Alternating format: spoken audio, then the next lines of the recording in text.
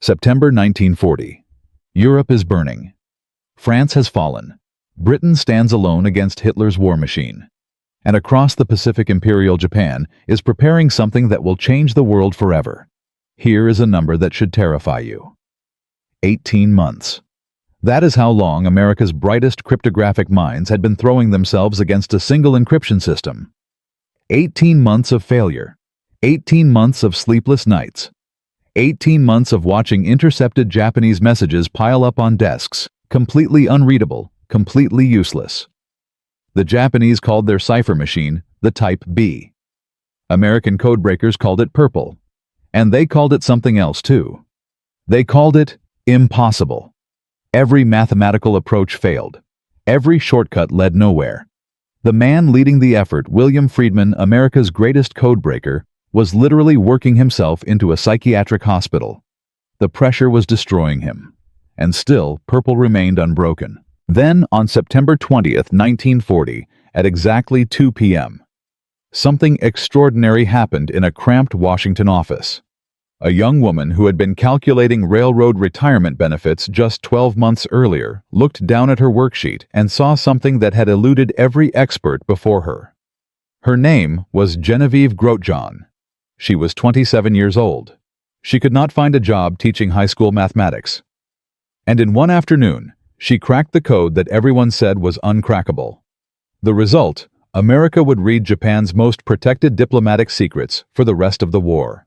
Intelligence analysts estimate her discovery saved thousands of American lives. It helped Allied commanders plan the D-Day invasion. It exposed Soviet spies operating on American soil. It changed everything. But here is what nobody tells you. The woman who achieved what the Encyclopedia of American Women at War called one of the greatest cryptanalytic accomplishments in American history died in 2006 with no living family to remember her. When the National Security Agency inducted her into their Hall of Honor in 2011, they could not find a single relative to attend the ceremony. This is the story of how a rejected schoolteacher became one of the most important figures in World War II. And it begins with a world falling apart. The late 1930s were a time of spreading darkness. Adolf Hitler had swallowed Austria whole in March 1938. Czechoslovakia followed soon after. The great democracies of Europe stood paralyzed, hoping that appeasement would satisfy the Nazi appetite for conquest. It did not.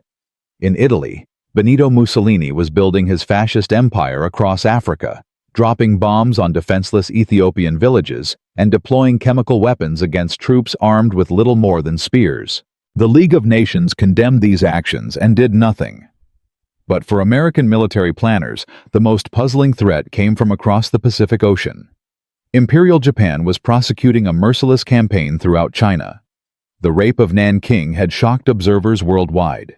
Japanese forces were pushing deeper into Southeast Asia, their intentions unclear, their ultimate goals hidden behind a wall of secrecy. What did Tokyo actually want? Would Japanese forces strike north against the Soviet Union? Or would they move south toward the oil fields and rubber plantations controlled by European colonial powers? What secret agreements bound Japan to Germany and Italy? What instructions were Japanese ambassadors receiving from their capital? These questions carried life-or-death implications for millions of American service members. And America had no answers. Japanese military leadership understood that communication security was fundamental to their strategic advantage. Surprise was the cornerstone of Japanese military philosophy. If Washington could anticipate Tokyo's moves, that crucial edge would evaporate instantly. So, in February 1939, Japan's foreign ministry deployed something revolutionary. A cipher machine so sophisticated that its creators considered it beyond the reach of any codebreaker on Earth. The device utilized telephone stepping switches rather than the rotating wheels found in Germany's famous Enigma machine. This made it extraordinarily complex. Messages typed into the machine traveled through successive layers of electrical switching, each layer scrambling letters through different patterns. The potential combinations reached into the billions. Anyone attempting to crack Purple through brute force testing each possible key configuration would need more time than the universe has existed. The mechanism worked by splitting the 26-letter alphabet into two segments. 6 letters, typically vowels, were enciphered through one system. The remaining 20 letters passed through a separate, vastly more intricate arrangement of 3 interconnected stepping switches. American codebreakers would eventually call these the 6s and the 20s. Tokyo's confidence in their system was absolute. Through Purple, Japanese diplomats coordinated strategy with Berlin. They exchanged intelligence with Rome. They discussed their most sensitive plans while maintaining smiling diplomatic relations in Washington. Every critical secret flowed through Purple's impenetrable wall. For 18 agonizing months, that confidence appeared entirely justified. American monitoring stations could intercept Japanese radio transmissions without difficulty. Signals crossed the Pacific, and equipment captured thousands of them. But interception and comprehension were completely different challenges. Without the decryption key, the captured traffic appeared as nothing more than meaningless letter jumbles. The best mathematical minds in America tried everything. They built statistical tables, tracking letter frequencies. They tested theories about the machine's internal workings. Every approach ended the same way: incomplete and total failure. But everything was about to change because of one person nobody had noticed. Genevieve Marie Grotjahn entered the world on April 30, 1913 in Buffalo, New York. Her father, Frederick, worked as a pharmacist, his parents having immigrated from Germany seeking better opportunities in America. Nothing about her origins suggested she would emerge as a pivotal figure in intelligence history. Yet from childhood, Genevieve possessed something extraordinary. Numbers spoke to her in ways they did not communicate to other children. She perceived relationships and patterns that completely escaped her peers. While classmates struggled with algebra, memorizing equations, and laboring through procedures they barely understood, Genevieve soared ahead, discovering elegant solutions that baffled her instructors. Mathematics was not work for her. It was recreation. It was discovery. It was a language revealing hidden truths about reality itself. By high school, she had determined her life's direction. She would become a mathematics teacher and share her passion for numbers with future generations. She envisioned herself standing before students, watching comprehension dawn in their eyes, knowing she had helped unlock young minds. She enrolled at the University of Buffalo and immersed herself in mathematical studies with fierce dedication. She excelled in nearly every course. Her professors urged her toward advanced study. In February 1936, she graduated summa cum laude, the university's highest distinction. Her prospects appeared brilliant. Surely securing a teaching position would be straightforward with such credentials. She was wrong. The Great Depression had devastated America. 25% of workers were unemployed. Manufacturing plants sat empty. Thousands of banks had collapsed. Schools were shuttering, not hiring. Districts that had previously employed multiple mathematics teachers were consolidating, releasing staff rather than recruiting. Despite her extraordinary qualifications, Genevieve Grotjahn could not find a single institution willing to employ her. She submitted application after application. Rejections accumulated on her desk. She watched classmates with inferior credentials secure positions through family connections or fortunate timing. The experience left her deeply disappointed. She had done everything correctly. She had worked diligently. She had earned the highest honors. None of it mattered. Eventually exhausted from waiting for an opportunity that might never come, she accepted whatever work she could find. The Railroad Retirement Board was hiring statistical clerks to calculate pension benefits for retired railroad employees. It was not her dream. It bore no connection to teaching. But it was honest employment. So Genevieve Grotjahn, summa cum laude, graduate with dreams of inspiring young minds, went to work calculating monthly pension payments for retired railroad engineers. And then, something unexpected happened. In 1939, Genevieve took a standard civil service examination, hoping to qualify for a salary increase. The mathematics section was designed to identify government workers, with exceptional quantitative skills. Her scores were remarkable. They exceeded the average by such a margin that they attracted attention far beyond the Railroad Retirement Board. Her performance indicated someone with genuine mathematical talent, someone drastically underutilized, calculating pension benefits. At that moment, a brilliant man named William Friedman was searching for exactly such people. Friedman directed the Signal Intelligence Service, a small, highly classified organization devoted to breaking foreign codes and ciphers. He was America's preeminent cryptanalyst, a pioneer who had transformed the field from artistic intuition into rigorous science.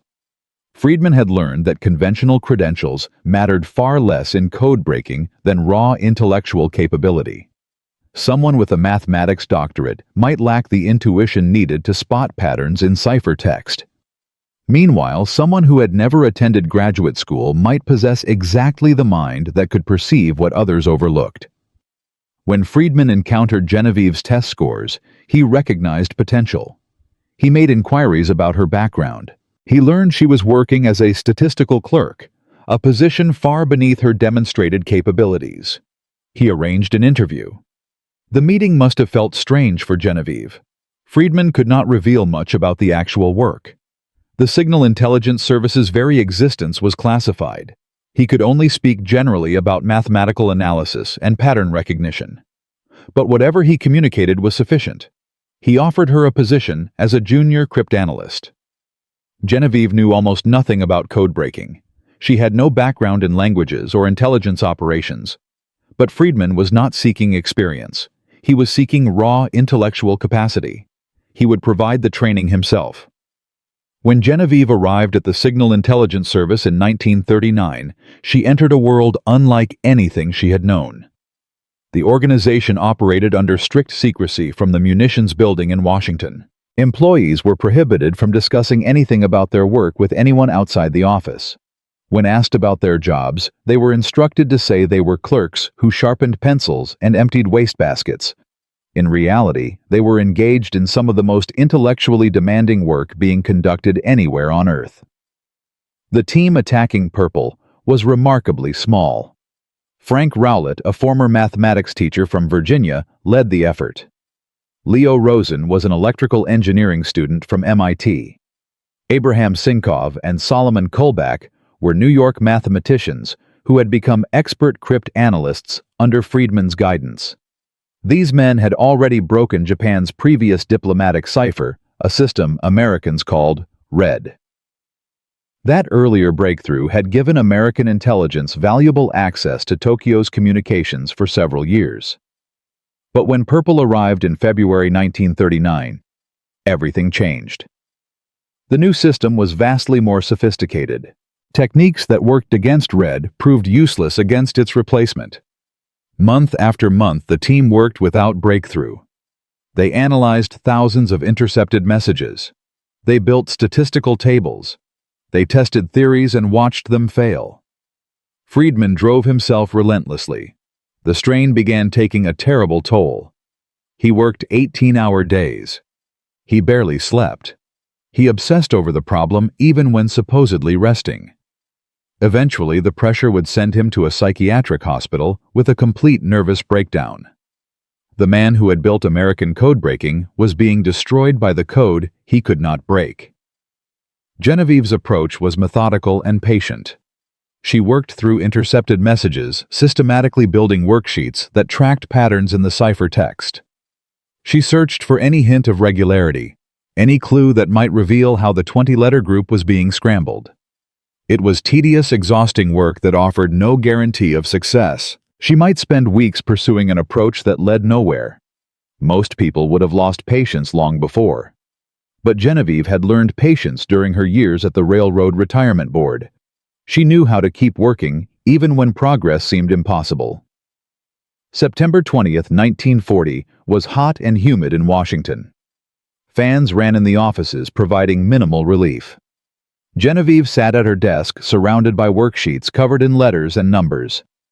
There was no particular reason to expect this day would be different from any other. She was examining partially reconstructed messages, comparing patterns across different intercepts. The work required intense concentration. She had to hold multiple sequences in her mind, simultaneously searching for any correspondence that might reveal structure. And then she saw it. A sequence of letters that repeated. Not randomly, but in a specific, predictable pattern. The repetition appeared in the same position across multiple messages. It could not be coincidental. Her heart quickened. She pulled out more worksheets. The pattern held. She found another example, then another. The repetition was not accidental. It was structural. It revealed something fundamental about how the machine worked. Genevieve grabbed her papers and walked to the next room, where Frank Rowlett was working with Robert Ferner and Albert Small. She interrupted their discussion and asked if she could show them something. Years later, Rowlett would remember that they could see from her demeanor that she must have discovered something extraordinary. Genevieve laid out her worksheets with careful precision. She pointed to patterns, explained how she had found them, demonstrated that they held across multiple messages. For a long moment, the room was silent as the men studied what she had shown them. Then, understanding dawned. What Genevieve had discovered was the key to unlocking the entire purple system. She had found the pattern that revealed how the 20-letter group was being enciphered. Albert Small began dashing around the room, hands clasped above his head like a victorious prizefighter. Robert Ferner clapped his hands like an excited child. Frank Rowlett jumped up and down, unable to contain himself. People from other sections came running to see what had caused the commotion. William Friedman pushed through the crowd. Rowlett pointed to the worksheets. "Look what Miss Grotjahn has just discovered." Friedman studied the papers. He immediately understood their significance. The breakthrough they had been seeking for 18 months had finally come. Genevieve's eyes filled with tears as the celebration swirled around her. Within 1 week, the cipher was broken. For the first time, America could read Japan's most secret diplomatic communications. But this was only the beginning. The intelligence produced by Purple would soon reveal something far more valuable than anyone imagined. A Japanese ambassador in Berlin was about to become America's greatest source of information about Nazi Germany's military plans. And Genevieve Grotjahn, the rejected schoolteacher who cracked the impossible code, was about to make another discovery that would change history again. In Part 2, we will see how the Purple breakthrough exposed Hitler's secrets through an unlikely source, and how the woman who could not find a teaching job would strike another blow against America's enemies. This time against the Soviet Union itself. In Part 1, you witnessed something extraordinary. A 27-year-old woman named Genevieve Grotjahn, rejected by every school that she applied to, unable to find work as a mathematics teacher, accomplished what America's greatest cryptographic minds could not. She cracked Purple, the Japanese cipher that everyone called impossible. In one afternoon, she saw a pattern that had eluded experts for 18 months. Within 1 week, America was reading Tokyo's most protected diplomatic secrets. But here is what nobody tells you about breaking an unbreakable code. Cracking it is only half the battle. The other half convincing people to actually use it. Because in September 1940, Genevieve Grotjahn had just handed the United States government the most valuable intelligence source of the entire war. And the response from military leadership was not celebration. It was not gratitude. It was suspicion. Here is a number that should make you angry. Only 8 people in the entire United States government were initially authorized to see the intelligence produced by Purple. 8. In a nation of 130 million people preparing for global war, fewer than 10 individuals could access information that might save thousands of lives. And this is where everything became worse. The problem was not the code anymore. The problem was the men in charge. In the autumn of 1940, American military intelligence operated under a system designed for a different era. Information was power, and powerful men guarded their information jealously. The Army and Navy maintained separate intelligence operations that barely communicated with each other.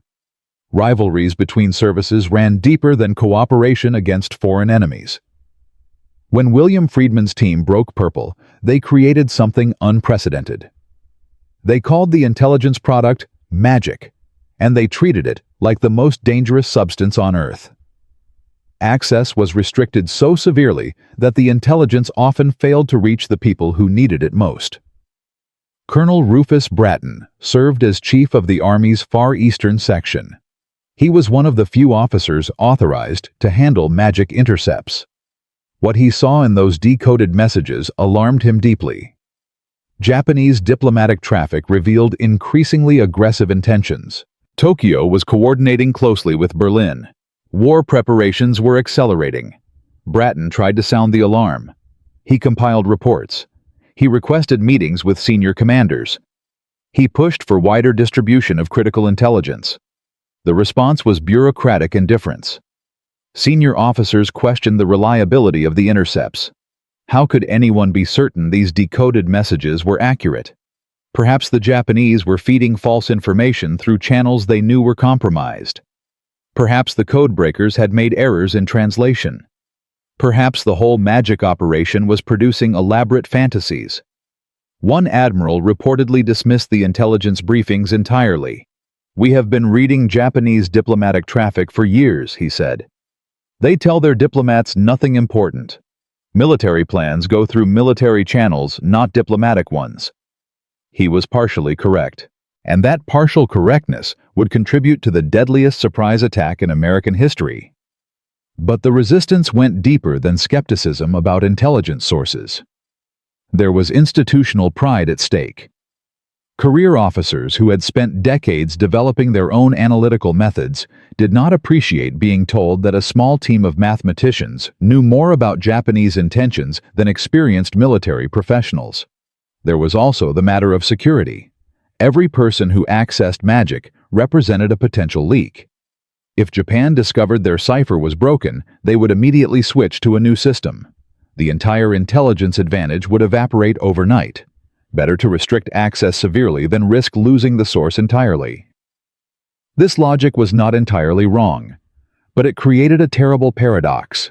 Intelligence so secret that it could not be used was intelligence that might as well not exist. Genevieve watched these battles unfold from her desk at the Signal Intelligence Service. She had solved the mathematical problem. The political problem was beyond her control. She continued her work processing intercepts, refining decryption techniques, training new analysts who joined the expanding operation. But she could not force generals and admirals to read what she helped produce. The tension reached a breaking point in early 1941. Colonel Bratton had been warning for months that Japanese intentions were becoming more aggressive. Magic intercepts showed Tokyo preparing for major military operations. The target remained unclear, but the timeline was accelerating. Bratton requested an urgent meeting with senior Army leadership. He brought his evidence. He laid out the pattern he saw in the intercepted messages. He argued for immediate alerts to Pacific commands. The meeting did not go well. But then something unexpected happened. Bratton found an ally in an unlikely place. Captain Joseph Rochefort commanded the Navy's cryptanalytic unit at Pearl Harbor, a facility known as Station HIPO. Rochefort was brilliant, eccentric, and utterly dedicated to signals intelligence. He worked in a basement wearing a smoking jacket and slippers, leading a team that would eventually break the Japanese Navy's operational codes. Rochefort understood what magic represented. He also understood the institutional barriers preventing its effective use. And he had something Bratton lacked. He had the ear of Admiral Chester Nimitz, who would soon become the most important naval commander in the Pacific. Through back channels, Rochefort began advocating for better intelligence distribution. He argued that field commanders needed access to critical information, even if that access increased security risks. A commander who did not know the enemy's intentions could not prepare adequate defenses. The argument gained traction slowly, too slowly to prevent what came next. But it planted seeds that would transform American intelligence operations after the initial disaster. Meanwhile, the technical team faced their own challenge. Breaking purple was one thing. Reading messages efficiently required building a machine that could decrypt traffic quickly enough to be useful. Leo Rosen took the lead on this project. Using the theoretical understanding Genevieve's breakthrough had provided, he designed an American replica of the Japanese cipher device. The task seemed almost impossible. No American had ever seen a real purple machine. They were working entirely from analysis of encrypted messages. Rosen sourced telephone stepping switches from commercial suppliers. He built circuits based on mathematical deductions about the Japanese system's architecture. He tested configurations against known decrypted messages to verify accuracy. The work took months. Every component had to be precisely correct. A single wiring error would produce garbage output. The team checked and rechecked every connection. In late 1940, the first American purple replica was complete. The moment of truth arrived on a cold December morning. The team had intercepted a fresh Japanese diplomatic message the previous night. They would attempt to decrypt it using their homemade machine, then verify the result against the laborious hand methods they had been using. The room was crowded with observers. Friedman was there, though his health was failing under the accumulated strain. Rowlett stood near the machine, ready to operate it. Genevieve waited with worksheets prepared to check the output. Rosen made final adjustments. The tension was almost unbearable. Rowlett fed the intercepted ciphertext into the machine. Switches clicked. Circuits hummed. Letter by letter, the output emerged. For the first few characters, nobody breathed. The letters appeared random. Was the machine working? Had they made an error somewhere? Then patterns emerged. Japanese words. Coherent sentences. Diplomatic language discussing negotiations with Washington. The machine was producing perfect plain text. Rowlett looked up from the output tape. "It works," he said quietly. Then louder, "It works." The celebration that followed exceeded even the reaction to Genevieve's original breakthrough. They had built a functional replica of one of the most sophisticated cipher devices in the world without ever seeing the original. It was an engineering triumph that seemed almost miraculous. The American purple machine could process messages in minutes rather than hours. Intelligence that previously took days to decrypt could now be read almost in real time. The strategic implications were enormous. More machines were built. By mid-1941, 8 purple replicas existed. Several were shared with British codebreakers at Bletchley Park, cementing an intelligence alliance that would prove crucial throughout the war. The British were impressed. They had their own cipher successes against German Enigma, but purple represented a different order of achievement. The numbers told the story of transformation. Before mechanization, the team could process perhaps 5 to 10 messages per day through hand methods. With the replica machines, they could handle 50 or more. The backlog of unread intercepts that had accumulated during the long months of struggle began to shrink. But success in the laboratory did not automatically translate to success in the field. Distributing magic intelligence remained contentious. The Army and Navy maintained separate distribution systems that barely coordinated. Messages sometimes sat in safes for days before reaching analysts who could evaluate their significance. Critical warnings got lost in bureaucratic procedures designed for peacetime operations. Training presented another obstacle. Reading decrypted Japanese required skilled translators, and America had few. The Japanese language was notoriously difficult for English speakers. Nuances in diplomatic phrasing could completely change a message's meaning. A translator who missed subtle implications might produce accurate words that conveyed inaccurate intelligence. The Signal Intelligence Service expanded rapidly, but expertise could not be manufactured overnight. New recruits needed months of training before they could contribute meaningfully. Meanwhile, Japanese message traffic increased as Tokyo's war preparations accelerated. Genevieve found herself teaching as she had always dreamed, though not in the setting she had imagined. She trained new analysts in cryptanalytic techniques, sharing the methods she had learned and developed. Her patience and clarity made her an effective instructor. Young recruits who might have struggled with abstract concepts understood them when Genevieve explained. The spring and summer of 1941 brought increasingly ominous intercepts. Japanese diplomats discussed potential targets for military operations. They evaluated American defenses in the Philippines, Hawaii, and other Pacific locations. They reported on negotiations with Washington that seemed designed to buy time rather than achieve agreement. Some analysts recognized the pattern. They warned that Japan was preparing for war. Their warnings joined others in the growing pile of intelligence that senior leadership found inconvenient to acknowledge. Then came December 7, 1941. The attack on Pearl Harbor killed 403 Americans. It destroyed or damaged 19 naval vessels, including 8 battleships. It wrecked 188 aircraft. It plunged the United States into a global war that would consume the next 4 years. The disaster raised agonizing questions that would be debated for decades.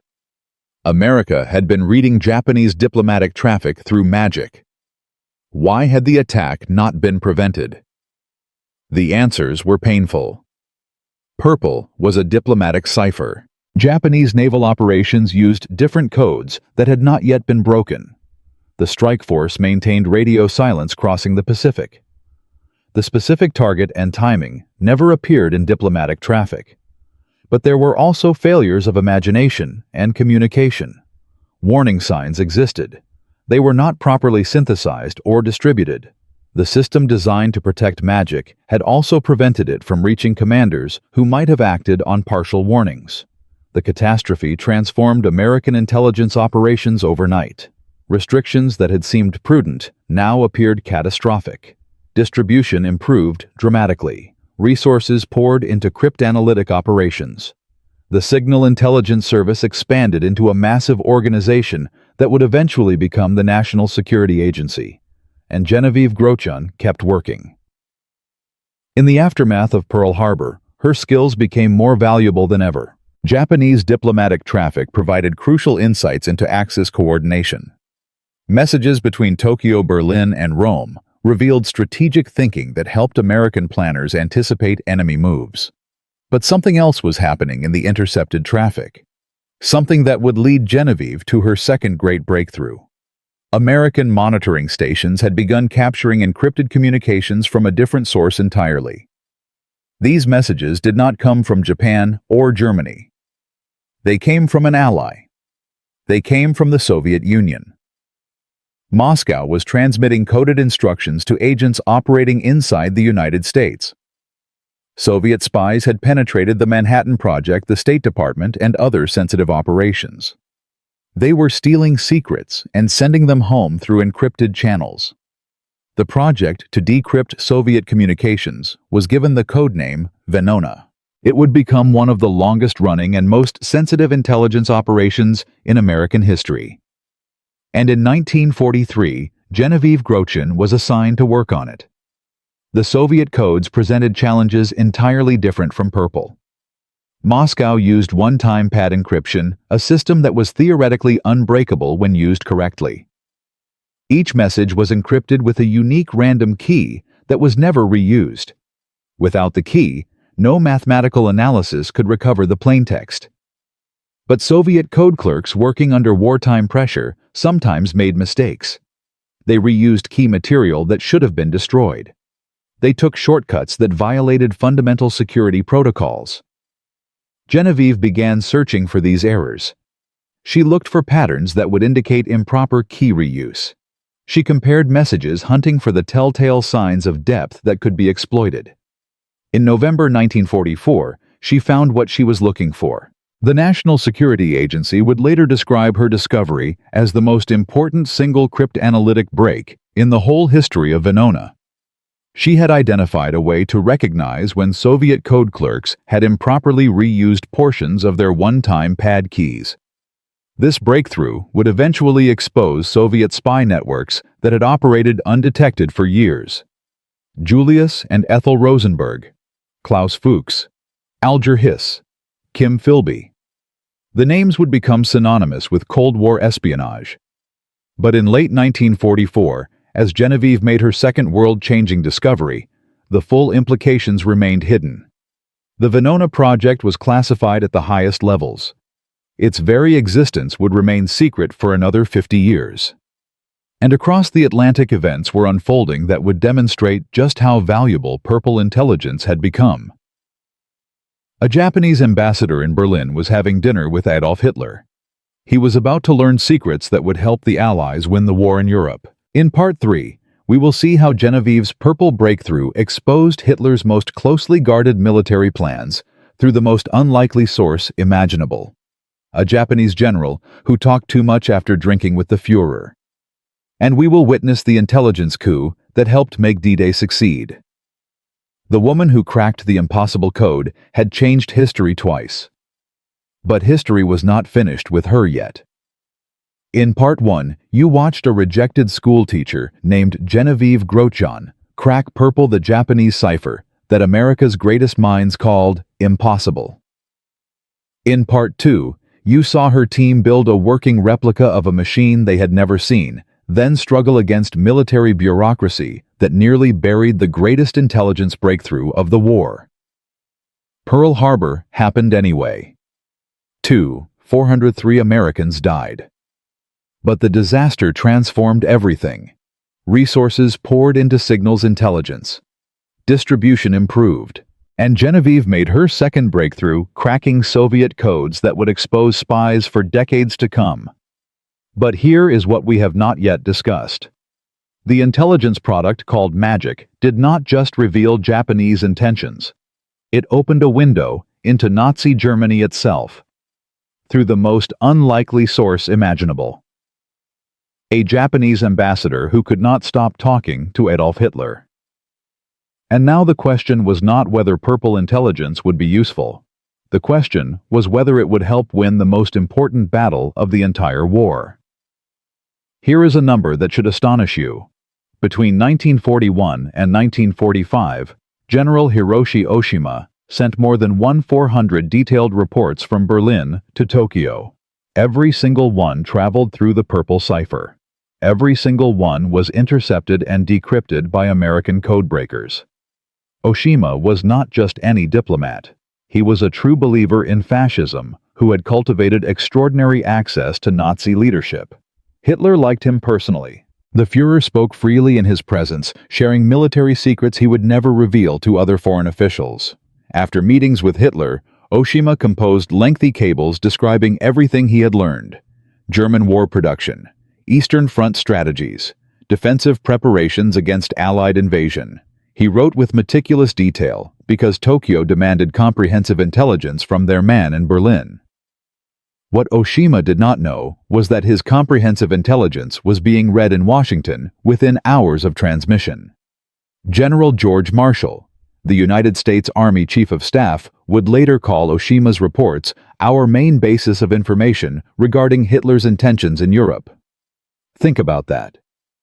America's primary source of intelligence about Nazi Germany came through a Japanese diplomatic cipher, cracked by a 27-year-old woman who could not find a teaching job. The Germans never suspected. They trusted their Japanese allies completely. They assumed communications between Berlin and Tokyo were secure. They continued sharing secrets that would prove catastrophic. In early 1944, the stakes reached their highest point. Allied commanders were planning Operation Overlord, the invasion of Nazi-occupied France. It would be the largest amphibious assault in human history. Success would open a second front against Germany and begin the liberation of Western Europe. Failure would extend the war by years and cost hundreds of thousands of additional lives. Everything depended on understanding German defenses. Where were the strongest fortifications? How many troops defended the coastline? What reserves could be mobilized against an invasion force? These questions would determine whether D-Day succeeded or became a catastrophic defeat. And then Oshima did something that changed everything. In late 1943, the Japanese ambassador requested permission to inspect Germany's Atlantic Wall defenses. The Atlantic Wall was Hitler's massive fortification system, stretching from Norway to Spain, designed to repel any Allied invasion attempt. It included concrete bunkers, artillery emplacements, beach obstacles, and minefields protecting thousands of miles of coastline. The Germans agreed to Oshima's request. They gave him unprecedented access. Over several months, Oshima toured defensive positions throughout France and Belgium. He inspected gun emplacements at Normandy. He examined bunker complexes along the Channel coast. He spoke with German commanders about their defensive strategies. He evaluated the beach obstacles designed to destroy landing craft. Then he returned to Berlin and wrote detailed reports about everything he had seen. Those reports were intercepted by American monitoring stations. They were decrypted using the purple replica machines built from Genevieve Grotjean's breakthrough. They were translated and distributed to Allied invasion planners. The intelligence was extraordinary. Oshima described specific fortification types and their locations. He reported troop strengths and unit dispositions. He conveyed German commanders' assessments of their own defensive capabilities. He even noted which areas the Germans considered most vulnerable. Allied planners studied every word. They compared Oshima's observations with aerial reconnaissance photographs and resistance reports. They built detailed maps of German defenses that would guide invasion forces on D-Day. But the intelligence advantage faced a critical challenge. The Germans knew an invasion was coming. They did not know where or when. If they discovered that Allied commanders possessed detailed knowledge of Atlantic Wall defenses, they might deduce that their communications were compromised. They might change cipher systems. The intelligence window would slam shut at the worst possible moment. Security around Magic tightened further. The number of people who knew the true source of Atlantic Wall intelligence was kept extremely small. Cover stories were developed to explain how the Allies had obtained such detailed information. Aerial reconnaissance and French resistance networks received credit for intelligence that actually came from decoded Japanese cables. The deception held. The Germans never suspected Oshima's reports were being read. But success in intelligence did not guarantee success in battle. As D-Day approached, tensions mounted within Allied headquarters. Some officers questioned whether the intelligence was reliable. Could Oshima have been deceived by his German hosts? Were the Germans showing him what they wanted him to see? Feeding disinformation through a channel they suspected was compromised. General Dwight Eisenhower faced the loneliest decision of the war. He had to choose whether to trust intelligence derived from an enemy diplomatic cipher and stake hundreds of thousands of lives on its accuracy. He chose to trust it. June 6, 1944, the English Channel. The largest armada in history approaches the coast of France. More than 5,000 ships carry 156,000 soldiers toward beaches codenamed Utah, Omaha, Gold, Juno, and Sword. Above them, 11,000 aircraft provide cover and drop paratroopers behind enemy lines. The weather is terrible. Eisenhower delayed the invasion by 1 day because of storms. The rough seas make soldiers seasick in their landing craft. Many wonder if they will survive the next few hours. At Omaha Beach, the situation is desperate. German defenders occupy fortified positions on the bluffs above the sand. Machine gun fire cuts down American soldiers as they exit landing craft. Bodies pile up at the waterline. For hours, the outcome hangs in doubt. But Allied commanders know things the soldiers on the beach do not know. They know the location of German strongpoints from Oshima's reports. They know which defensive positions are strongest and which are weakest. They know German reserve units are positioned to counterattack, and they know approximately how long reinforcements will take to arrive. Naval gunfire targets, fortifications whose exact positions were revealed in decoded cables. Paratroopers landing inland know which roads German reinforcements will use because Oshima described the defensive strategy. Rangers scaling the cliffs at Pointe du Hoc understand what they will find at the top because intelligence reports describe the gun emplacements. The fighting is brutal. Nearly 4,400 Allied soldiers die on D-Day. Thousands more are wounded. Omaha Beach earns its nickname, Bloody Omaha. But the invasion succeeds. By nightfall, Allied forces have established beachheads on all 5 invasion beaches. The Atlantic Wall has been breached. The liberation of Western Europe has begun. German commanders are stunned. They had expected to throw the invasion back into the sea within hours. Their defensive preparations should have been adequate. Their fortifications should have held. They do not understand how Allied forces seem to know exactly where to strike. They do not understand how naval gunfire found hidden positions with such accuracy. They do not understand how paratroopers avoided their strongest defensive concentrations. They never discover the truth. They never learn that a Japanese ambassador's detailed reports had been read by their enemies. They never realize that their secure communications with Tokyo were completely compromised. Field Marshal Erwin Rommel, commander of German forces in Normandy, reportedly said the invasion succeeded because the Allies possessed information they should not have possessed. He suspected a security breach somewhere. He never identified it. Within weeks, Allied forces break out of Normandy. Paris is liberated in August. By autumn, Allied armies are advancing toward Germany itself. The war in Europe will end less than 1 year after D-Day. Historians still debate how much Oshima's intelligence contributed to the invasion's success. The answer is impossible to quantify precisely. D-Day involved millions of individual decisions and countless factors beyond intelligence alone. But General Marshall's assessment carries weight. He knew what intelligence sources were available. He knew what information guided planning decisions. He credited Oshima's reports as America's primary window into German intentions. And Oshima's reports were only readable because Genevieve Grotjean spotted a pattern on September 20th, 1940. The connection is direct. The woman who cracked purple helped save lives on the beaches of Normandy. But the war was not over, and Genevieve's work continued. After D-Day, Magic Intelligence shifted focus toward the Pacific. Japanese diplomatic traffic revealed Tokyo's desperate strategic situation as American forces advanced across the ocean. It showed divisions within Japanese leadership about whether to continue fighting or seek peace. In 1945, intercepted messages indicated that Japan was attempting to negotiate through the Soviet Union. Tokyo hoped Moscow might mediate a settlement that would preserve the imperial system.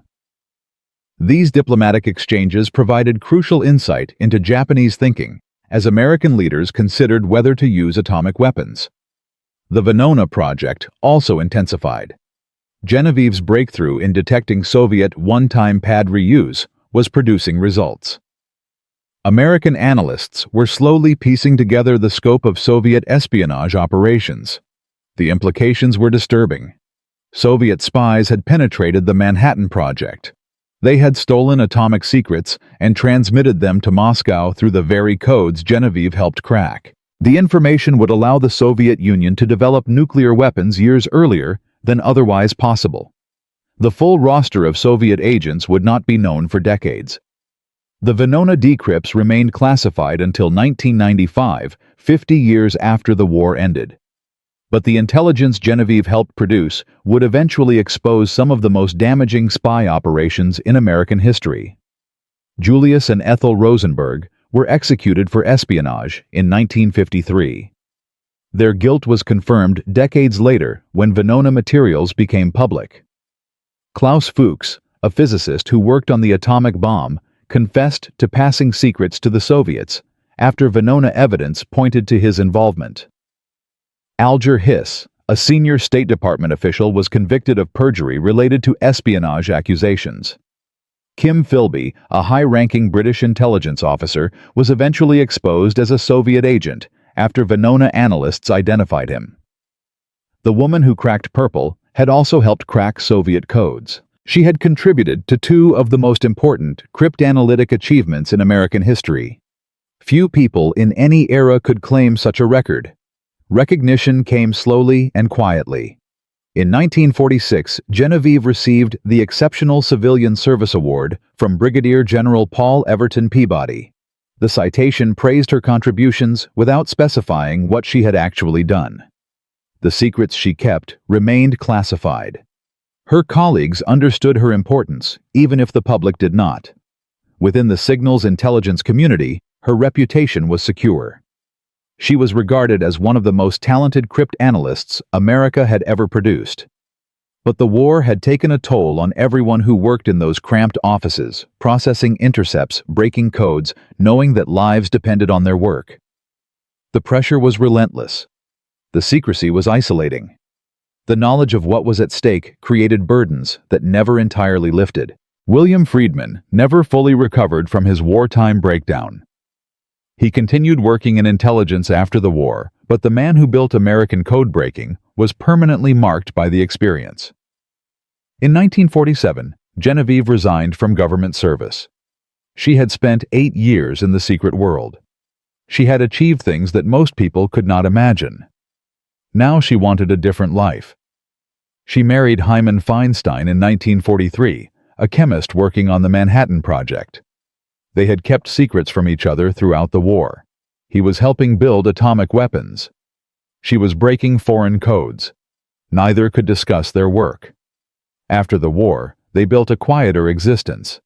Genevieve finally became a mathematics teacher, joining the faculty at George Mason University, where her husband taught chemistry.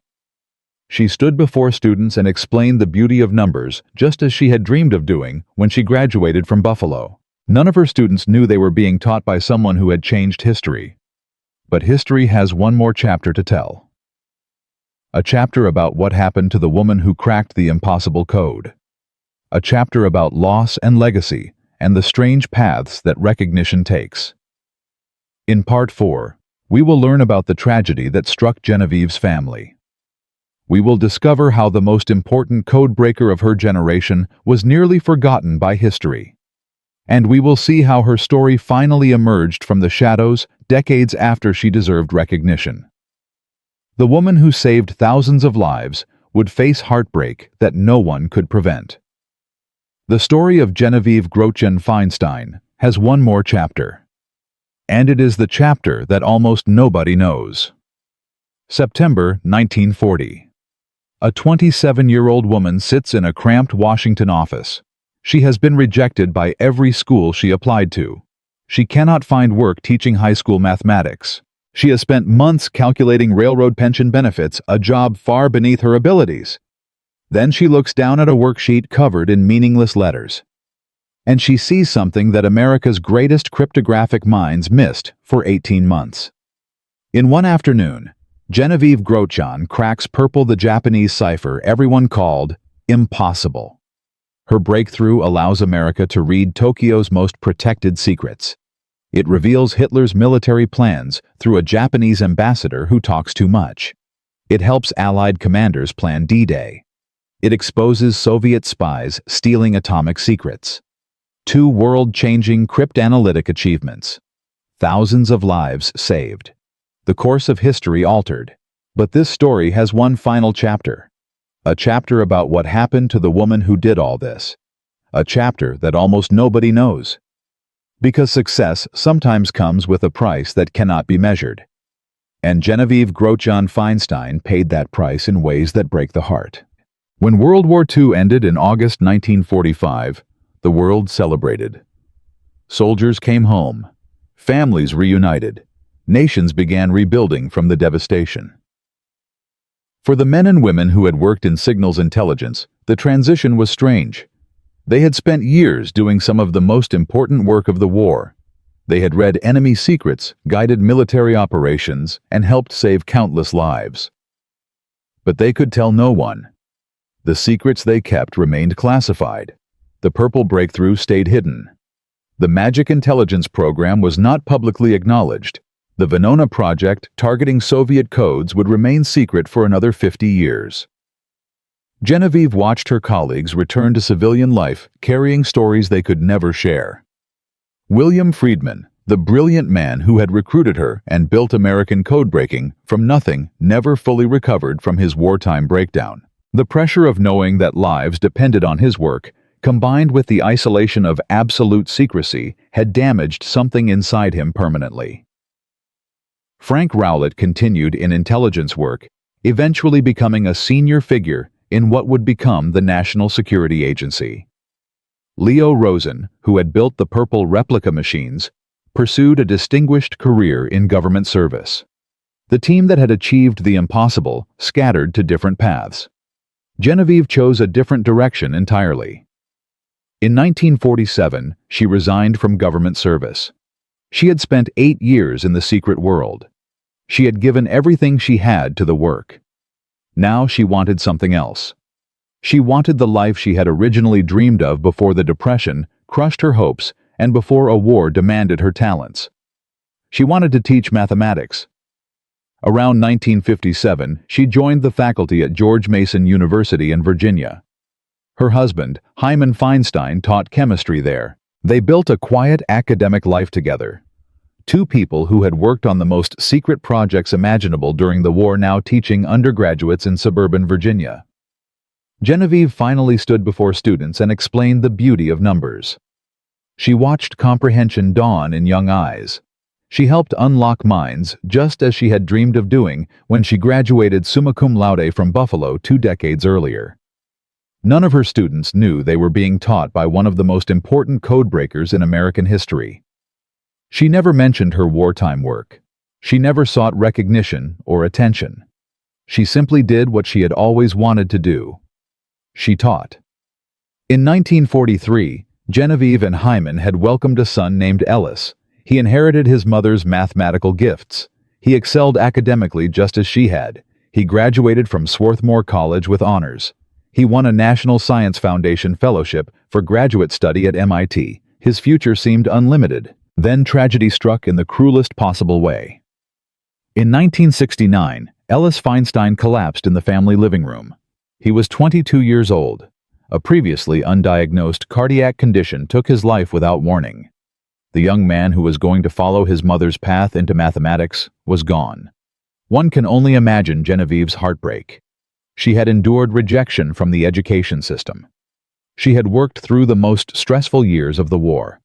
She had kept secrets that weighed on the soul. But nothing could have prepared her for losing her only child. Ellis was her legacy. He was proof that brilliance could be passed to the next generation. He was going to carry forward the mathematical tradition she loved. And then he was simply gone. Genevieve and Hyman grieved privately. They did not make public displays of sorrow. They continued the ordinary activities of life because that is what people do when the unbearable happens. They had dinner with friends. They tended their garden. They went through the motions of living. But Genevieve Grotjan Feinstein, the woman who had cracked the impossible code, would have no descendants to carry her name or her memory. Her direct line ended with Ellis. The legacy of her work, however, would extend far beyond anything she could have imagined. The Signal Intelligence Service that Genevieve joined in 1939 evolved into something massive. In 1952, President Harry Truman signed a directive creating the National Security Agency, consolidating American signals intelligence under a single organization. The NSA would become one of the largest and most sophisticated intelligence agencies in the world, employing tens of thousands of people and operating a global network of monitoring stations. The mathematical techniques pioneered by Friedman Rowlett and their colleagues became the foundation of modern cryptanalysis. The organizational culture they created, one that valued intellectual achievement over formal credentials, continued to shape how intelligence agencies recruited and developed talent. Genevieve's specific contributions influenced cryptanalysis for decades. Her method for detecting improper reuse of Soviet one-time pad keys remained relevant throughout the Cold War. The Venona project she helped advance continued producing results until 1980, eventually decrypting approximately 3,000 Soviet intelligence messages. The intelligence derived from those messages reshaped understanding of Cold War espionage. It confirmed that Soviet spy networks had penetrated the highest levels of American government. It validated suspicions that atomic secrets had been stolen and transmitted to Moscow. It provided evidence that helped identify and prosecute spies who might otherwise have escaped justice. The broader impact of purple intelligence extended even further. The techniques developed to attack Japanese ciphers informed approaches used against other encryption systems. The experience of building replica machines without ever seeing the originals demonstrated what determined analysis could achieve. When historians calculate the impact of signals intelligence on World War II, the numbers are staggering. Some estimates suggest that magic and ultra-intelligence together shortened the war by at least 2 years. 2 years of global conflict avoided. Millions of additional casualties prevented. The atomic bomb perhaps never dropped on Japanese cities if the war had ended sooner through other means.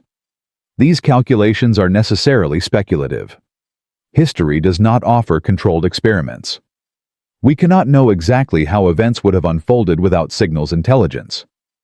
But we know this. Allied commanders made decisions based on information derived from broken codes. Those decisions influenced battles. Those battles determined the war's outcome. And at the beginning of that chain stood people like Genevieve Grotjahn, spotting patterns in apparent chaos. The women who served as codebreakers during World War II have only recently begun receiving proper recognition. More than 10,000 women worked in American signals intelligence during the war. They processed intercepts, broke codes, translated messages, and provided intelligence that shaped military operations worldwide. After the war ended, most went home without acknowledgement. They had sworn oaths of secrecy, and they kept those oaths for decades. Many never told their own children what they had done. When asked about their wartime service, they said they had been clerks or typists. Historian Liza Mundy, who wrote Code Girls about these women, observed that they came from a generation when women did not expect or receive credit for achievement in public life. They did their duty and disappeared into private life. Their contributions remained invisible for half a century. But the lessons of their achievements resonate powerfully in our own time. The story of Genevieve Grotjahn teaches us that genius can emerge from anywhere. The person who solves an impossible problem might be a railroad clerk rather than a credentialed expert. Innovation does not require prestigious degrees or powerful connections. It requires the ability to see what others cannot see. William Friedman understood this. He recruited mathematicians and linguists, musicians and crossword enthusiasts. He built teams of people who thought differently from one another. He looked for talent in unexpected places and gave opportunity to those who might otherwise be overlooked. Modern organizations claim to value diversity of thought. They say they want innovative thinking and fresh perspectives. But how many would hire a rejected school teacher to work on their most difficult problems? How many would trust a statistical clerk with no relevant experience to join their elite team? The story also teaches us about institutional resistance to change. The military bureaucracy that nearly buried magic intelligence was not filled with stupid people. It was filled with experienced professionals who had good reasons for their skepticism. They worried about security. They questioned reliability. They protected their existing methods and hierarchies. These concerns were not irrational, but they nearly prevented the effective use of the greatest intelligence breakthrough of the war.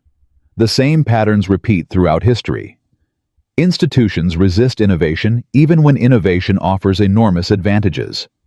Consider other impossible ideas that changed warfare.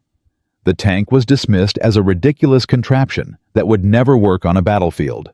Radar was considered too unreliable for military use. The atomic bomb was thought to be theoretical fantasy.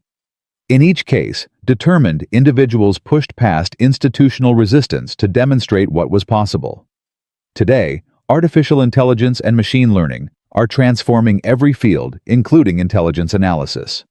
The mathematical techniques that Genevieve used by hand are now performed by computers, processing billions of calculations per second. But the fundamental insight remains the same.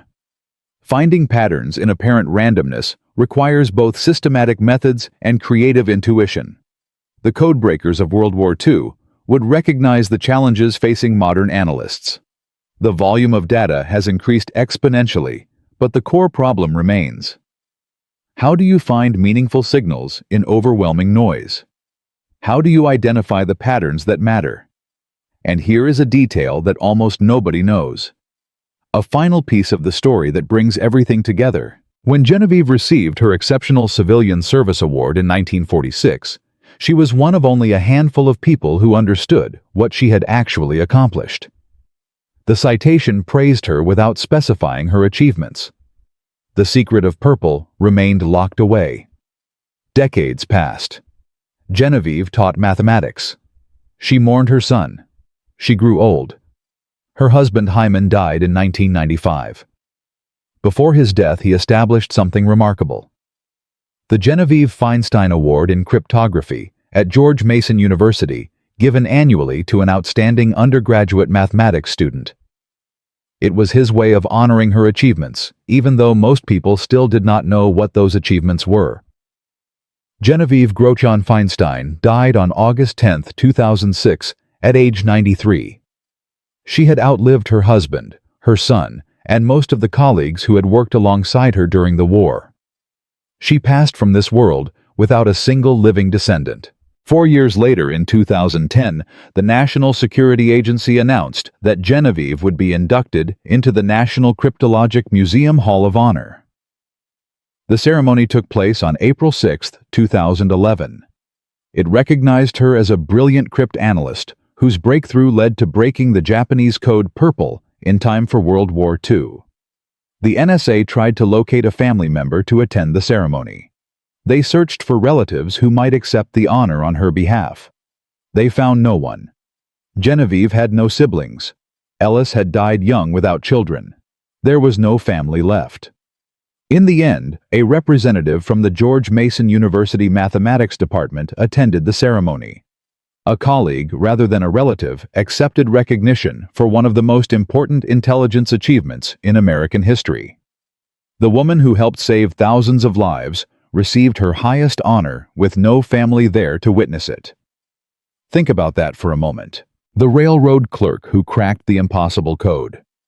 The rejected school teacher who saw what experts could not see. The mathematician who changed the course of World War II and helped expose Soviet spies during the Cold War. She died alone without descendants and was honored posthumously by strangers. It is a bittersweet ending, but perhaps it is also fitting. Genevieve never sought recognition. She never wrote memoirs about her achievements. She never gave speeches about her role in winning the war. She simply did extraordinary work, and then lived an ordinary life. Her legacy endures not in family lines, but in the institution she helped create. The National Security Agency employs thousands of people who continue the work she pioneered. The Genevieve Feinstein Award still recognizes mathematical excellence in young students each year. Her name is inscribed in the Hall of Honor alongside the greatest figures in signals intelligence history. And now you know her story, from a rejected school teacher calculating railroad pensions to one of the most important code breakers in American history. Genevieve Grochon proved that extraordinary ability can exist in ordinary people, that impossible problems can be solved by those who refuse to accept impossibility, that a single afternoon can change the course of history.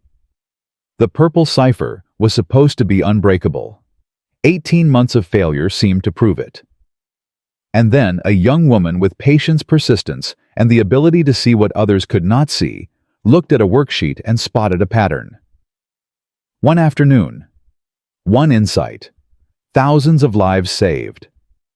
The outcome of World War II influenced. Soviet spy networks exposed. The course of the Cold War shaped. That is the legacy of Genevieve Grochon-Feinstein. That is the power of human intelligence applied to impossible problems. That is why this story deserves to be remembered. If this story moved, you share it with someone who needs to hear it. There are hundreds of forgotten heroes from World War II whose stories deserve to be told. Subscribe to discover more of them. And remember the lesson Genevieve taught us. Be patient. Be persistent. Trust your abilities even when others overlook them. Keep working even when the problem seems impossible. Because sometimes the person who cracks the unbreakable code is not the expert everyone expects. Sometimes it is the railroad clerk. Sometimes it is the rejected school teacher. Sometimes it is the person nobody noticed until the moment they changed everything. That was Genevieve Grochon. That is her story, and now it lives on in everyone who hears it.